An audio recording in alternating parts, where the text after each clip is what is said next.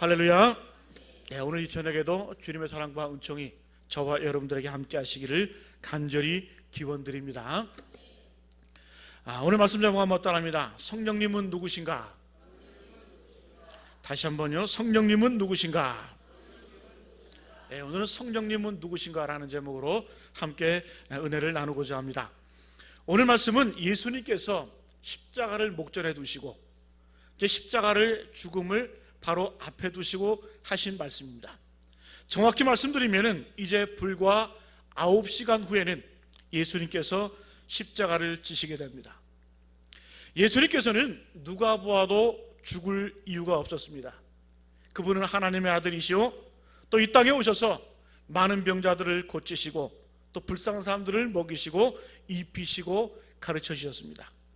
어디를 보아도 예수님께서는 죽어야 할 이유가 없습니다. 그럼에도 불구하고 예수님께서는 죄인으로 몰려 십자가를 지시게 됩니다.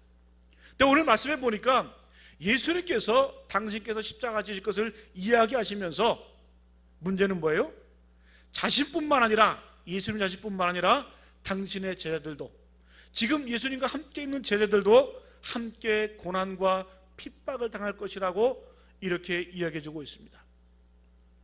대표적인 고난이 바로 오늘 2절에 말씀해 주고 있습니다. 2절 말씀 같이 한번 읽어볼까요? 시작.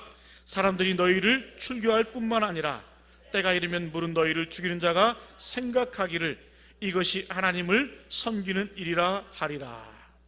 내가 십자가를 지는 것처럼 사람들이 너희를 어떻게 한다? 출교할 뿐만 아니라 때가 이르면 물은 너희를 죽일 것이다 라고 말씀하는 거예요. 예수님께서는 당신이 십자가에 지시기 직전에 자기의 고난도 이야기하셨지만은, 그러나 제자들도 함께 고난과 핍박을 당할 것이다. 어떤 형태로? 출교를 당하고 또 너희들이 죽음을 당할 것이다 라고 이렇게 이야기하고 있습니다. 첫 번째로 출교에 대해서 말씀합니다. 이 유대인들에게 출교라고 하는 것은 상당히 무서운 거예요. 예전 성경에는 출회라고 하는데 출애나 출교나 마찬가지입니다. 그 이스라엘 사람들은 끈끈한 공동체의 의식을 가지고 있습니다.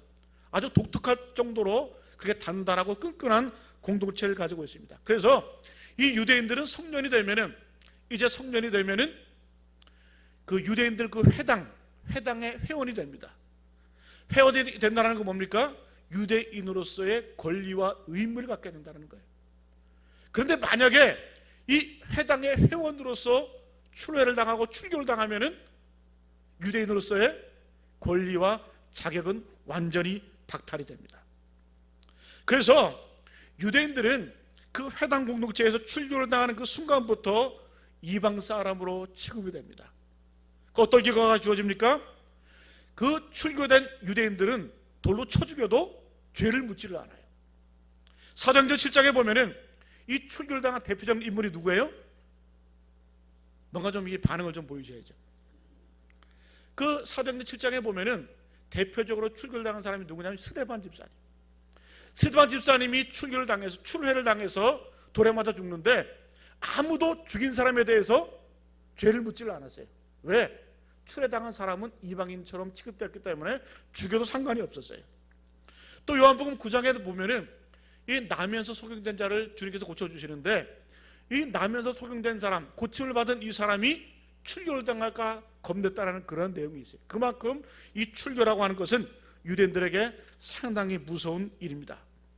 돌로 쳐 죽여도 무방하고 또 전혀 보호받지 못하는 외톨이가 되는 그러한 신세가 바로 출교를 당하는 거예요.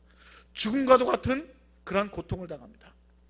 또 주님께서는 때가 이르면 물은 너희를 죽이는 자가 생각하기를 이것이 하나님을 섬기는 일이라 하리라 라고 말씀합니다. 내가 십자가에 달려 죽는 것처럼 사람들이 너희를 죽게 만들 것이다 라고 이렇게 얘기를 합니다. 여러분, 이 유대인들이 예수 믿는 사람들을 죽이면서 어떤 생각을 해요? 이게 바로 하나님을 섬기는 일이다. 하나님의 이름으로 죽이는 거예요. 하나님의 이름으로 하나님의 율법을 빙자해서 사람들을 죽인다라고 이렇게 말씀하고 있어요. 여러분, 예수님께서 왜 죽으셨어요? 예수님께서 어떤 큰 죄를 저지른 게 아니에요. 예수님께서 왜 죽으셨습니까? 하나님의 율법을 어겼다고 신선모독죄로 죽은 거예요. 다시 말씀드리면은 예수님을 죽인 사람들은 하나님을 열심히 잘 섬기는 것 때문에 죽인 거예요. 사도 바울이 어떤 목적을 가지고 예수님 사람들을 잡아 죽였습니까? 그게 바로 하나님을 잘 섬기는 일이라고 생각을 해서 그런 착각을 가지고 예수님 사람들을 잡아 죽이는 그런 일을 했어요. 제가 이번에 독일에 가서 그 독일 히틀러가 유대인들을 600만을 학살을 했잖아요. 근데 제가 한 수용소를 갔어요. 수용소를 갔는데 거기서 6,000명이나 되는 유대인들을 학살을 했어요. 어떻게 죽였냐 하면은 그 끓는 가마솥에다가 기름을 넣어서 거기다 그냥 그렇게 죽였어요. 거기다가 이제 뭐예요? 어떻게 죽였다 그래야 되나? 끓여 죽였어요. 삶아 죽였어요. 그런 사진들이 이렇게 있고 또 죽은 시체들 뭐 유적들이 이렇게 기록되어 있는데, 여러분 지금도 독일 교회가 회개하는 게 뭔 줄 아세요? 히틀러가 유대인들을 학살을 할 때 독일 교회는 방주했습니다. 가만히 있었어요. 침묵했어요. 왜 침묵했어요? 당연히 유대인들은 죽을 만하다. 지금도 여러분 독일 교회에서는 그 유대인들 그 히틀러가 학살한 것에 대해서 지금도 회개하고 있습니다. 교회가 침묵한 것에 대해서. 여러분 기독교 2000년 역사 속에서 예수 이름 때문에 억울하게 죽은 사람이 얼마나 많은 줄 아세요? 역사에 보면은 이 마녀 사냥하듯이 그야말로 그 예수 이름으로 수많은 이 무고한 사람들이 예수 이름 때문에 죽임을 당했다는 사실이에요. 예수님께서 지금 그걸 말씀하고 계시는 거예요. 너희들이 죽임을 당할 것인데 사람들이 너희를 죽이면서 뭐라고 생각할 것이다? 이것이 하나님을 섬기는 일이라고 이렇게 생각하면 죽일 거라는 거예요. 사도 바울도 그랬잖아요. 여러분 이 두 가지 핍박을 비교해 보면은 외적으로는 제자들이 어떤 핍박을 받는 거예요? 외적으로는 이 육체적인 고통을 당한다는 것이고, 또 내적으로는 하나님을 잘 섬긴다는 그런 착각 속에서 내적으로는 무지가 있다는 거예요. 그래서 오늘 이 제자들이 당할 핍박과 고난을 두 가지로 요약하면은 외적으로는 육체적인 고통이요, 그리고 내적으로는 무지 때문에 당한 이 고통을 당한다는 사실입니다. 이것 때문에 제자들이 근심하며 이렇게 주님 앞에 이게 간구합니다. 근데 주님께서 뭐라고 말씀하셨어요? 너희가 이러한 외적 내적인 핍박을 당할 것인데 그러나 길이 있다라는 거예요. 응답이 있다라는 거예요. 해결할 방법이 있다라는 거예요. 신앙을 유지할 수 있는 길이 있다라는 거예요. 그게 뭐예요? 성령님이라는 성령. 성령이 너희와 함께 하시면은 너희가 당하는 그 외적인 핍박과 내적인 무지에서 해방될 수 있다는 거예요. 사랑하는 교회 여러분, 우리가 성령님을 의지하면은 우리에게 고난과 역경이 온다 할지라도 성령님께서 우리에게 힘과 용기를 주셔서 능히 이기게 되는 줄로 믿습니다. 또한 내적인 무지에서 해방되게 되는 줄로 믿습니다. 성령께서 하시는 일이 바로 그거예요. 오늘 말씀의 내용 딱 두 가지입니다. 성령님께서는 어떤 역할을 하시는 거예요? 우리에게 다가오는 외적인 핍박을 이길 힘과 용기를 주시는 분이고, 또 우리가 내적인 무지에 있을 때 하나님께서는 성령님께서는 깨닫게 하시고 진리 가운데로 인도하신다는 거예요. 그래서 오늘 말씀을 통해서 성령님은 누구신가, 성령님은 어떤 분인가 분명히 깨닫고 우리와 함께 하시는 그 성령님과 동행하시는 저와 여러분 되시기를 간절히 축복합니다. 성령님은 누구신가? 첫 번째 따라합니다. 성령님은 인격적인 분이시다. 우리가 그것을 성령의 속성이라고 얘기하는데 성령의 첫 번째 속성은 성령님은 인격적인 분이십니다. 우리와 똑같이 인격을 가지시는 분이라는 거예요. 8절 말씀 같이 한번 읽어볼까요? 시작. 그가 와서 죄에 대하여 의에 대하여 심판에 대하여 세상을 책망하시리라. 성령께서 이 땅에 오셔서 하시는 일이 뭐래요? 우리를 책망하는 일이에요. 책망하는 일. 뭘 가지고? 죄에 대해서, 의에 대해서, 심판에 대해서 책망하시는 분이라는 거예요. 인격을 가지고 책망하신다는 겁니다. 우리 성령님은, 이게 오해하는 분들이 계세요. 성령님은 무슨 뭐 기나 뭐 에너지나 이렇게 얘기를 하는데, 예전에 어떤 목사님이 뭐 성령님을 에너지에 비유를 하더라고요. 깜짝 놀랐어요. 어떻게 목사님이 성령님을 에너지라고 얘기를 하나? 여러분, 성령님은 우리에게 힘과 능력을 주시지만은 에너지 자체는 아니에요. 성령님은 철저하게 인격적인 분이십니다. 완벽한 인격체예요. 왜요? 성령님 우리를 사랑하시는 분이에요. 예? 또 우리를 죄 가운데 있을 때에 우리를 위해서 탄식하시는 분이에요. 우리도 인간들도 그렇잖아요. 우리 사람들도 그렇잖아요. 탄식하잖아요. 근심하잖아요. 성령님도 똑같이 우리와 같이 사랑하시고 또 탄식하시는 분이라는 거예요. 또 오늘 말씀의 내용처럼 세상에 대해서 책망하시는 분이라는 거예요. 때로는 근심하시고 또 우리를 위해서 중보하시는 분이 바로 성령님이라는 겁니다. 그래서 성령님에 대해서 바로 깨닫게 되기를 간절히 축복합니다. 그래서 오늘 본문에는 분명히 예수님께서는 실상을 말씀하신다는 겁니다. 7절 말씀 같이 한번 읽어볼까요? 시작. 그러나 내가 너에게 실상을 말하노니 내가 떠나가는 것이 너에게 유익이라. 내가 떠나가지 아니하면 보혜사가 너에게로 오시지 아니할 것이요 가면 내가 그를 너희에게로 보내리니. 이제 제자들이 근심을 하는 거예요. 근심하니까 예수께서 뭐라고 말씀하여요? 내가 너에게 실상을 말한다. 내가 떠나는 것이 너에게 유익이라는 거예요. 왜? 내가 떠나게 되면 내가 대신해서, 나를 대신해서 성령님을 너에게 보낼 것이기 때문에. 근데 우리는 어떤 생각하기에 예수님이 영원히 우리와 함께 하시면은 그게 더 유익할 것 같지 않으세요? 저만 그렇게 생각하나요? 근데 예수님께서는 내가 떠나는 게 유익이라는 거예요. 만약에 예수님께서 지금도 살아계셨다고 생각해 보세요. 2000년 묵은? 2000년 묵은 건 아니죠. 사람이 2000년 한번 나이 먹어보세요. 어떻게 변하나. 우리가 이 80세, 90세만 돼도 이렇게 좀 그런데, 그죠? 근데 여러분, 주님께서 분명히 말씀해 너희가 나보다 더 큰 일을 하리라. 네? 무엇을 근거로? 성령이 너희와 함께 하시면. 근데 실제적으로 제자들은 예수님보다 더 큰 일을 했어요. 예수님께서는 예루살렘과 유다, 갈릴리, 요한에서만 사역하셨지만은 제자들은 어떻게 했어요? 성령이 임하자 예루살렘과 온 유대와 사마리아 땅끝까지 이르러서 증인이 됐잖아요. 그죠? 그러니까 예수님보다 더 큰 세상을 본 거 아니에요? 더 큰 세상에서 복음을 전파하는 거세요. 그래서 예수님께서는 내가 너희를 떠나는 것이 너희에게 유익이라고 이렇게 말씀하신 겁니다. 그런데 우리에게 유익을 주신다고 말씀하시면서 8절에 보니까 우리를 책망하신대. 말이 안 되지 않아요? 유익을 주신다 그러면서 우리를 책망하신대. 뭐에 대해서?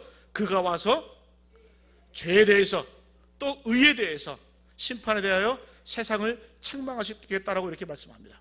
근데 엄밀히 따져보면은 성령님이 우리를 책망하시는 게 우리에게 유익이 됩니다. 보세요. 죄에 대해서 책망하신다고 말씀하셨어요. 우리가 죄를 깨닫는 게 유익합니까? 아니면 죄를 가지고 그대로 사는 것이 유익합니까? 죄를 깨닫는 게 유익한 거예요. 그래서 성령님께서 우리 가운데 오시면은 내 죄를 깨닫고 내 죄를 회개하고 돌이킬 수 있는 그런 근거가 있기 때문에 성령님이 죄에 대해서 책망하시는 게 우리에게 유익이라는 거예요. 두 번째, 의에 대해서 책망하신다는 거예요. 의에 대해서. 여러분, 의라는 게 뭡니까? 의는 바로 하나님과 우리의 관계를 말합니다. 하나님과 우리의 바른 관계를 말하는데 성령님께서는 이 땅에 오셔서 우리로 하여금 하나님과의 바른 관계를 맺기 위해서 끊임없이 중보하시고 우리 위해서 간구하신다는 거예요. 그러니까 유익이 됩니까? 안 됩니까? 유익이죠, 유익. 또 마지막으로 성령님께서는 심판에 대하여 세상을 책망하신다고 말씀하고 계세요.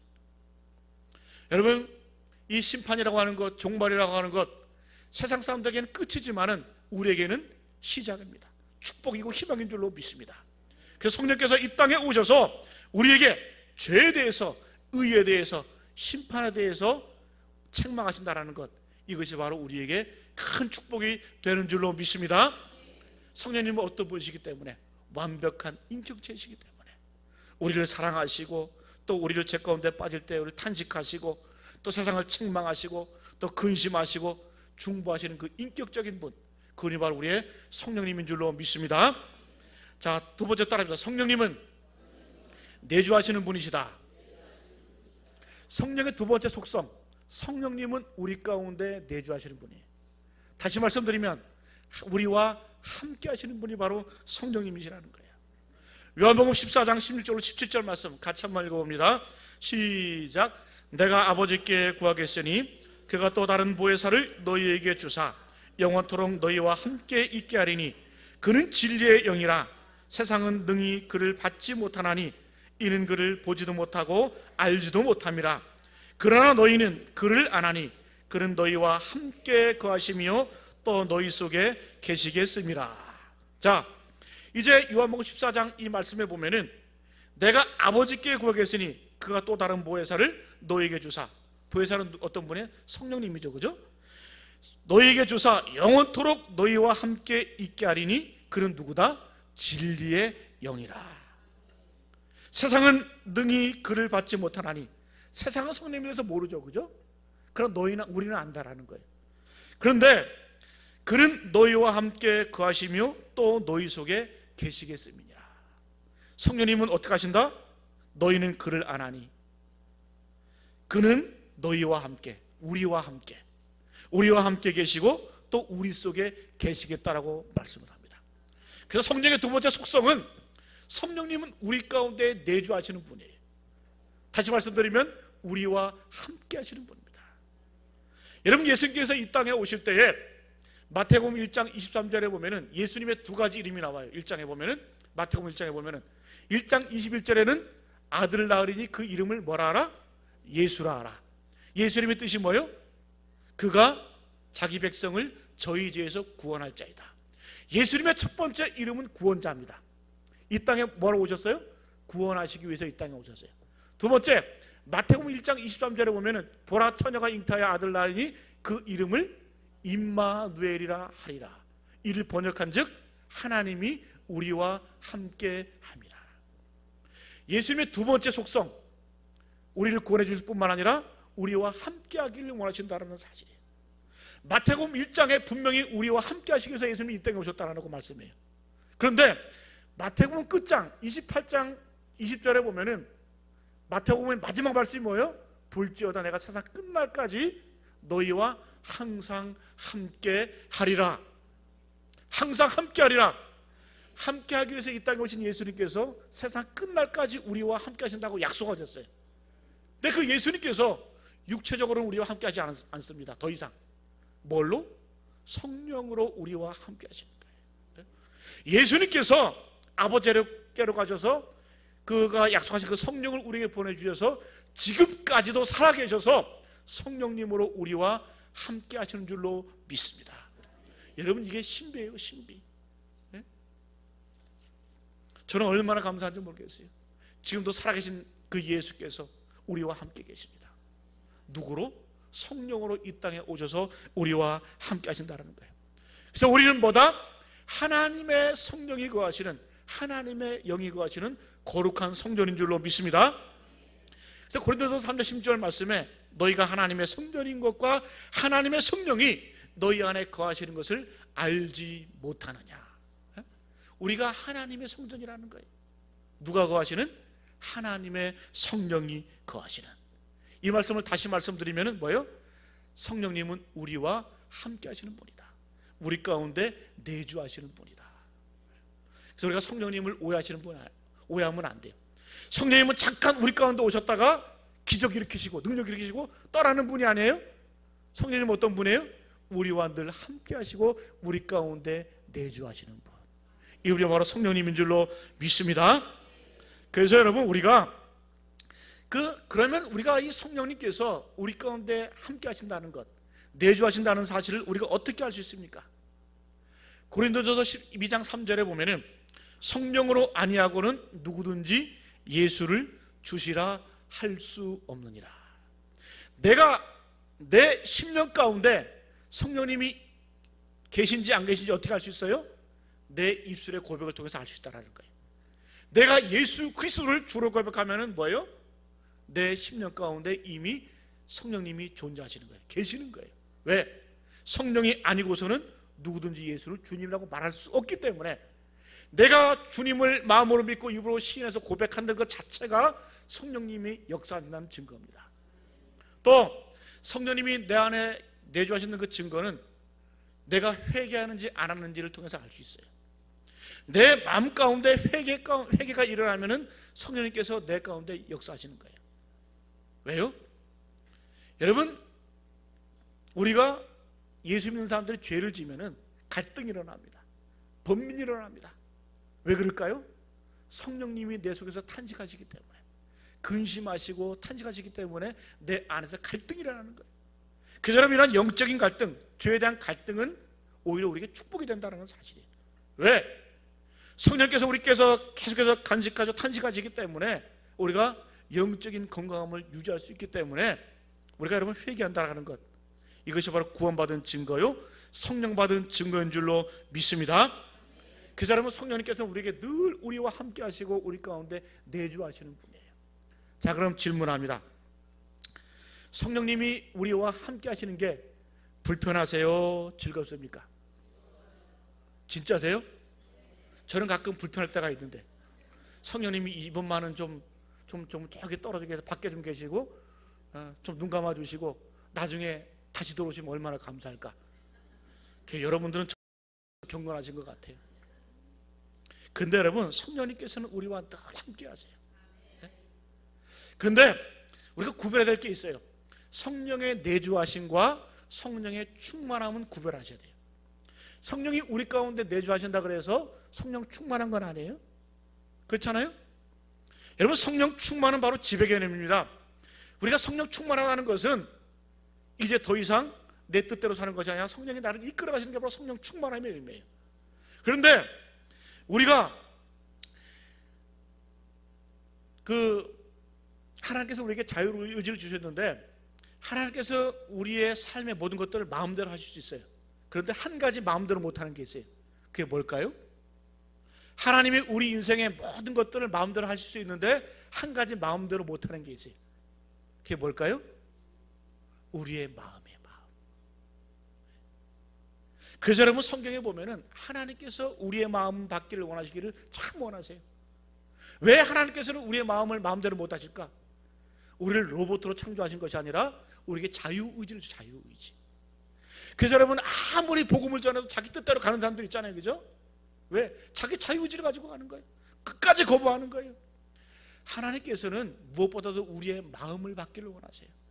잠언서에 보면 이런 말씀 있잖아요. 무릇 지킬 만한 것보다 더욱 내 마음을 지키라. 왜요? 생명의 근원이 이에서 나기 때문에. 네? 그래서 성령님도 늘 우리의 마음을 받기를 원하세요. 우리 마음 가운데 성령님을 모셔드리기를 원하세요. 그래서 여러분, 우리가 성령 충만하기 위해서는 우리 마음 가운데 성령의 임재를 사모하고 또 기대하면서 고백을 해야 돼요. 그래서 성령님께서 우리 가운데 오시는 거예요. 근데 우리가 성령님께서 늘 우리 가운데 있음에도 불구하고 어떻게 해요? 늘 거부하고 무시하고 박대하고 이렇게 하면은 성령님께서 내 안에 계신지 안 계신지 알 수가 없습니다. 여러분, 그렇잖아요. 우리가 결혼 생활하면서 부부 가운데도 어때요? 한 집에 살면서도 남편과 살고 있으면서도 이웃집 남자를 생각하면은 그 남자가 내 마음 가운데 있는 거예요? 남편이? 아니죠. 또 내 아내와 살면서도 이웃집 여자를 내 마음 가운데 모시고 있으면은 같이 살지만은 어떻게 해요? 실제로는 그 아내가 내 마음 가운데 없는 거예요. 여러분, 성령님과 우리와의 관계도 마찬가지입니다. 내가 성령님께서 우리 가운데 내주하시지만은 그러나 내 마음이 주님의 성령을 사모하고 갈망하고 열정적으로 내 마음을 고정하지 않으면은 성령 충만은 기대할 수 없다는 사실이에요. 사랑하는 여러분, 성령님은 우리 가운데 늘 함께 하시는 분인 줄로 믿습니다. 내주하는 분인 줄로 믿습니다. 그 성령님께 고정하십시오. 여러분들의 마음의 채널, 그 심령의 채널을 맞출 때에 성령님께서 우리 가운데 충만하게 임재하게 되는 줄로 믿습니다. 그래서 여러분, 우리가 늘 우리와 함께 하시는 그 내주하시는 그 성령님을 느끼며 살아가는 것이 그게 능력입니다. 그게 은혜예요. 자, 성령의 세 번째 속성 따라합니다. 성령님은 진리 가운데로 우리를 인도하신다. 성령님은 인격적인 분이시고 또 성령님은 우리 가운데 내주하는 분이시고 세 번째로 성령님은 진리 가운데로 우리를 인도하십니다. 진리 가운데로 인도하십니다. 12절과 13절 말씀 같이 한번 읽어봅니다. 시작. 내가 아직도 너에게 이를 것이 많으나 지금은 너희가 감당하지 못하리라. 그러나 진리의 성령이 오시면 그가 너희를 모든 진리 가운데로 인도하시리니 그가 스스로 말하지 않고 오직 들은 것을 말하며 장래일을 너희에게 알리시리라. 주님 분명히 말씀합니다. 내가 아직도 너에게 이를 것이 많으나 지금은 너희가 감당하지 못하리라. 말해도 모른다라는 거예요. 그런데 진리의 성령이 오시면 그가 너희를 모든 진리 가운데로 인도하시리라. 성령님은 어떤 분이라고요? 우리를 진리 가운데 인도하신다는 거예요. 여러분, 성령님은 우리가 어디로 가야 할지 모를 때, 방황할 때 성령님께서는 우리의 방향을 제시해 주십니다. 믿으십니까? 우리가 성령님과 동행한다는 것, 이런 성령님을 만나고 동행하는 거예요. 성령님은 그렇게 모호하고 애매한 분이 아니에요. 구체적으로 우리의 삶 가운데 역사하시는 분이 우리 성령님입니다. 이사야 11장 2절에 보면은 성령님 여호와의 영에 대해서 우리가 말씀해 주고 계십니다. 성령님은 어떤 분이다? 지혜와 총명의 영이요, 모략과 재능의 영이요, 지식과 여호와를 경외하는 영이라고 말씀합니다. 성령님을 세 가지로 정의하고 있어요. 지혜와 총명의 영. 지혜는 뭡니까? 분별력. 성령이 우리 가운데 임재하시면 우리가 분별력이 생기는 거예요. 그래서 내가 서야 될 자리, 서지 말아야 될 자리, 가야 될 자리, 가자 말아야 될 자리를 깨닫게 됩니다. 알게 됩니다. 그래서 여러분, 성령이 우리 가운데 충만하게 되면 분별력이 생깁니다. 또 총명해집니다. 깨달음이 있어요. 구체적으로 우리 삶 가운데 역사하시는 바로 성령님이에요. 또 모략과 재능의 영. 모략은 뭡니까? 영어의 성경에 보면 카운셀링. 우리를 상담해 주시는 분이에요. 우리가 힘있고 능력이 있을 때도 성령께서 역사하시지만은, 그럼 우리가 지치고 쓰러지고 넘어질 때도 성령께서 우리께서 다가오셔서 우리를 상담해 주시고 위로해 주시고 만져주시는 분이 바로 성령님이라는 사실이에요. 모략의 영. 그 다음에 재능의 영. 내가 뭐 먹고 살지 모를 때 은사를 발견하게 해주시고 달란트를 발견해 주시고 재능을 발견하게 해주시는 분. 청소년 여러분, 내가 갈 바를 알지 못할 때 기도하세요. 성령님이 나의 재능을 깨닫게 하세요. 내 은사를 발견하게 해준다 하세요. 여러분, 성령님이 얼마나 구체적으로 역사하시고 구체적인 분이신지, 우리가 기도하면은 우리의 모든 길을 보여주십니다. 또 지식과 여호와를 경외하는 영. 지식은 어떤 지식이에요? 하나님을 아는 지식, 진리를 알게 하는 그 성령님이 바로 우리 성령님이라는 거예요. 또 여호와 하나님을 잘 섬길 수 있도록 우리를 인도하시는 분이, 진리 가운데 인도하시는 분이 바로 우리의 성령님인 줄로 믿습니다. 진리는 뭐예요? 예수 그리스도가 진리입니다. 예수께서 말씀하셨죠? 내가 곧 길이요 진리요 생명이다. 여러분, 예수님께서도 성령님에 대해서 말씀하실 때에 그가 나를 증거하실 것이라고 분명히 말씀하고 계세요. 요한복음 15장 26절 같이 한번 읽어봅니다. 시작. 아버지께로부터 너희에게 보낼 보혜사 곧 아버지께로부터 나오시는 진리의 성령이 오실 때에 그가 나를 증언하실 것이요. 분명히 말씀하죠. 진리의 성령이 오실 때에 그가 나를 증거하실 것이요. 나는 누굽니까? 예수님. 그는 누구예요? 성령님. 성령님께서 예수를 증거하신다는 사실이에요. 그래서 성령님께서는 다른 분들을 증거하는 거 아니에요. 다른 데로 인도하는 게 아니에요. 오직 진리 대신 예수 그리스도께로 인도하는 분이 바로 성령님이세요. 성령님 마음대로 하는 게 아니에요. 성령님은 절대적으로 자의적이지 않습니다. 성령님도 듣는 것을 말씀하신다고 그랬어요. 4절 말씀 같이 한번 읽어볼까? 4절 말씀 시작. 오직 너에게 이 말을 한 것은 너희로 그때를 당하면 내가 너에게 말한 이것을 기억나게 하려 하며 처음부터 이 말을 하지 않은 것은 내가 너희와 함께 있었습니다. 내가 너에게 말한 이것을 기억나게 하신다라는 거예요. 누가? 성령님께서. 그 성령님은 누구다? 진리를 기억나게 하시는 분이에요. 예수님께서 하신 말씀, 그 말씀을 기억나게 하시는 분이 바로 성령님이라는 겁니다. 저는 가끔 그런 분들 얘기 듣습니다. 내가 누군가에게 좀 이 진리의 말씀을 전하고 싶은데 겁이 난다라는 거예요. 무슨 말을 할지 모른다라는 거예요. 여러분, 염려하지 마세요. 걱정하지 마세요. 내가 기도하고 간구하고 전하면은 성령님께서 어떻게 해요? 필요한 시간에 필요한 말씀을 주시는 줄로 믿습니다. 왜? 성령님은 바로 이런 분이기 때문에 예수께서 말한 그것들을 기억나게 하시는 분이 바로 성령님이라는 거예요. 진리 가운데로 우리를 인도하시는 분이 바로 성령님입니다. 그래서 여기서 분명히 알아야 할 것은 기억난다고 하는 말은 창작이 아니에요. 창작. 성령님께서는 새로운 것을 말씀하신 분 아니에요. 물론 성령이 우리 가운데 임하시면 우리가 새로운 눈을 뜨고 새로운 비전을 향해서 가지만은, 그러나 성령님께서는 내가 이미 들었던 말, 그리고 내가 이미 알고 있는 하나님의 그 거룩한 말씀을 다시 한번 기억하게 하시고 생각나게 하신다는 분이 바로 성령님이라는 것이에요. 그래서 여러분, 저도 이렇게 설교를 하잖아요. 근데 제가 지금 전혀 새로운 말을 합니까? 아니죠. 여러분, 얼마나 이 성령님에 대해서 들었고 예수에 대해서 들었어요. 제가 여러분 지금 새로운 말을 전혀 하는 게 아니에요. 근데 내가 새로운 말을 하면 저는 이단이 되는 거예요. 그렇잖아요?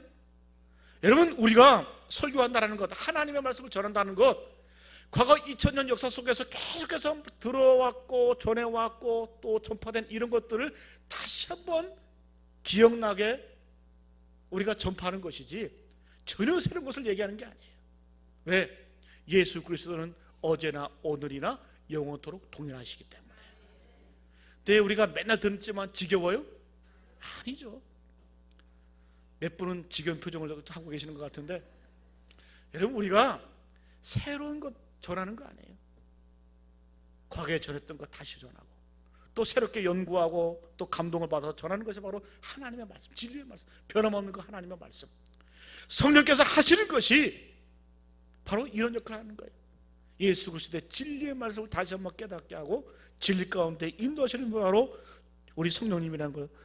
그래서 여러분, 새로운 거 찾아다니는 분들 중에 참 위험한 분들이 많아요. 여러분, 세상에 새로운 게 어디 있습니까? 다 똑같죠. 진리의 말씀도 변함없고 동일하고 똑같아요. 그래서 여러분, 어디 가서 뭐 새로운 게 있다 이러면은 분명히 기억하세요. 그 이단이에요. 네?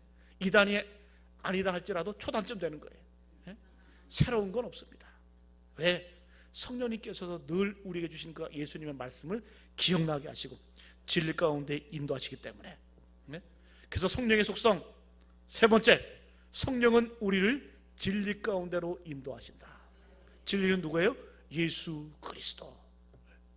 마지막 따라합니다. 성령님은 예수님의 영광을 드러내신다. 성령의 세 번째, 네 번째 속성은 바로 성령님과 예수님은 분리할 수가 없어요. 성령님께서는 예수님의 영광을 드러내십니다. 14절 말씀 같이 한번 읽어봅니다. 시작. 그가 내 영광을 나타내리니 내 것을 가지고 너에게 알리시겠습니다. 다시 한번 읽어볼까요? 나와 있습니다. 시작. 그가 내 영광을 나타내리니 내 것을 가지고 너희에게 알리시겠습니다. 예수님이 분명히 말씀하죠. 그는 누구예요? 성령이죠. 그죠? 내 영광. 나는 누구예요? 내 영광은 누구예요? 예수님의 영광. 그가 내 영광을 나타내리니. 성령께서 이 땅에 오시면은 예수님의 영광을 드러낸다는 거예요. 그리고 내 것을 가지고, 뭐예요? 예수님의 것을 가지고 너희에게 알리시겠다는 거예요. 다른 것 알리시는 거 아니에요? 바로 예수님의 말씀, 그 진리의 말씀을 깨닫게 하시는 분이 바로 성령님인 줄로 믿습니다. 그래서 성령님의 사역의 특징이 하나는 예수님의 영광을 나타내는 겁니다. 성령의 목적은 단 한 가지예요. 궁극적으로 예수님을 영화롭게 하는 것, 예수님을 영광스럽게 하는 것. 그래서 늘 성령의 역사가 있는 곳, 성령의 역사가 일어나는 곳에는 바로 예수 이름이 드러납니다. 성령은 일어나는데 예수 이름이 드러나지 않는다. 그러면 가짜예요. 왜? 분명히 말씀하잖아요. 그가 내 영광을 나타내리니 내 것을 가지고 너희에게 알리시겠습니다. 그래서 여러분, 우리가 분별하셔야 돼요. 어떤 사람이 성령의 인도하심을 가지고 사역을 하는데 또 봉사를 하는데 그것이 자기 열심인지 성령의 사역인지 분명히 분별하셔야 돼요. 예수 이름이 드러나지 않으면 그건 자기 열심으로 하는 거예요. 그런데 예수의 이름이 증거되고 예수의 영광이 드러나면 그건 성령의 사역입니다. 왜? 성령님께서는 예수의 영광을 드러내시기 때문에. 그래서 우리가 늘 조심해야 돼요. 사역자들, 목사나 또 디렉터나 또 은사 사역자들 늘 조심해야 돼요. 내가 이 사역을 하고 있는데 이것이 바로 성령의 역사인지 아니면 내 열심을 하고 있는지 두렵고 떨리는 마음으로 분별해야 될 줄로 믿습니다. 왜? 성령의 역사는 분명히 예수를 증거하고 예수의 영광을 드러내기 때문에. 예수 떠난 성령은 가짜고, 그리고 여러분 그것은 거짓입니다. 분명히 성령님은 예수님의 영광을 드러낸다는 사실이에요. 오늘 말씀을 정리합니다. 오늘 성령님에 대해서 우리가 말씀을 나눴습니다. 오늘 말씀의 내용이 뭡니까? 예수님께서 이제 십자가를 앞에 두고 제자들에게 말씀하시는 거예요. 내가 십자가를 지러 간다.